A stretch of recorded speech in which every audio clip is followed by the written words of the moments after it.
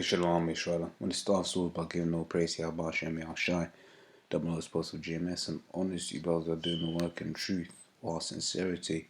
Answer to just quick answer to what a quote age-old question, which really isn't age-old because people in the ancient times basically didn't, they understood this question. I'd say it's probably a more recent problem, right? But it's the question: what happens when you die? Right? And the answer here is in the scriptures, but I literally just wrote it down here in the Google, so I remembered to do it after I went and ran some errands, right? But you just see what Esau has to say. It says there's only one group of people who really know what happens when you die, the dead, right? Which isn't true. When you read the scriptures, men who were alive knew what happened, right? And it's written in the scriptures that that's what happens, so that's what happens. The Lord is not a man that he should lie. Right? It says there's only one group of people who really knows what happens when you die, the dead. And since the dead won't be revealing their secrets anytime soon, it's up to scientists to explain what happens when a person dies, that's not true, right? Because like I said, the scriptures say what happens. Like mine just froze there for a second. Right? But this is Ecclesiastes 12:7. It says, then shall the dust return to the earth as it was, and the spirit shall return unto the Most High who gave it. Right? So when you die, um, your spirit goes up into spirit realm, and your body returns just being a body. Your body starts decaying, etc., etc., etc. And I actually got inspiration from this video. Because I was just watching a brother's video on his channel, basically about the decomposition process, right? This is Job 3, and we start from verse 11. It says, why died I not from the womb? Why did I not give up the ghost when I came out of the belly? Why did the knees prevent me? Or why the breast I should suck? For now I should have lain still and been quiet. I should have slept. Basically, I would have been dead. Then had I been at rest with kings and counselors of the earth, which built desolate places for themselves, or the princes that had gold, who filled their houses with silver. Or as an untimely birth had I not been, as infants which never saw light. There the wicked cease from troubling, and there the weary be at rest. Right, and this is making reference to the spirit realm, right? Because at the end of the day, when you, like I said, when you die, you go into the spirit realm. That's regardless of whether you was wicked on this life or whether you was righteous in this life,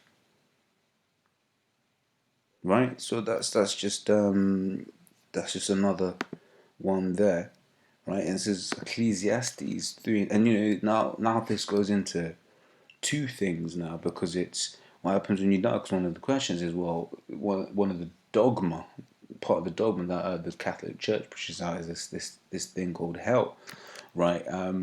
Which isn't scriptural at all, right? So like I said, whether you're wicked or whether you're righteous, quote unquote, they go to the same place, which is why in Job the 3rd chapter basically speaks about all of these. Speaks about there the wicked cease from troubling. Speaks about kings and princes.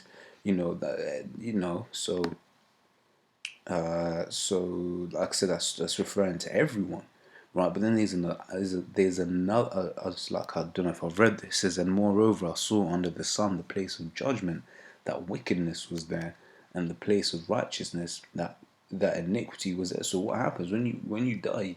Your spirit goes into spirit realm, and after third and fourth generation, you come back on earth, where basically your spirit gets put into a new body, right? Body come from the Latin bodeg, which just means house, if I'm not mistaken, right? Yeah. So and then you get judged on this. This is where you get your judgment, right? Because what did Job 3 say? It says there the wicked cease from troubling, and the weary be at rest. Right, and he says, then I had been at rest. So basically, when you're in the spirit realm, you're not going through torment. You're at rest, right? But like I said, then it goes into another thing. This is Job 14:14 says, If a man die, shall he live again? All the days of my appointed time will I wait till my change come, right? So what's that saying? If a man die, shall he live again? The answer is yes, he shall live again, right? Because, like I said, it's the scriptures go heavy in reincarnation, right? Which is why, and I'm pretty sure a lot of you can attest to this. You'll meet someone, and damn, you feel like you've known this person all your life, right? And I know certainly I've been through that, especially with chicks. You just meet and you just connect with that woman. What might have been your woman in the last life? You never know. Most High knows. Scripture say there's no remembrance of the things of in our last life, but every now and then you get little inklings, deja vu. Shit, I've done this before. Have I did this before? There was another one in Second Maccabees 7. I forgot to actually pull it up. Let me see if I can find it real quick.